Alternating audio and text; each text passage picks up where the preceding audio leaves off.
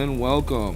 This is Crypt, and today we're going over one of my favorite builds of all time. I've been rocking this thing since low levels. It's my Adyr build right here.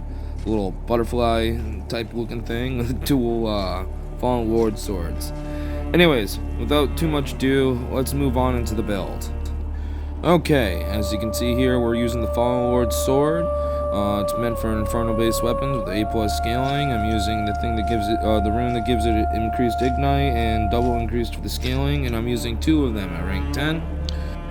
I'm also using a rank 10 Rogar heart. I understand it's not the best in slot, but it's what I decided to use for the build. For the most part, I was actually using the Searing Acquisition. Now for the spells.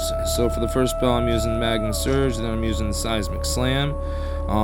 Afterwards, I'm using the Infernal Weapon to buff my weapon, Adyr's Rage for the overall damage boost, as well as in the last slot here, I'm using Adyr's Hardness for a defense boost.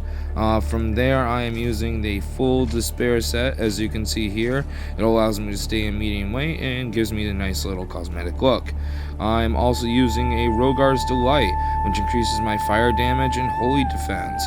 And I'm also using 2 Queen Vera's rings to help deal with the fact that I have very little actual physical defense here, so it helps mitigate that a bit, especially since this build trades blows a lot. I'm also using the basic same generics, the little healing stone, a mana stone.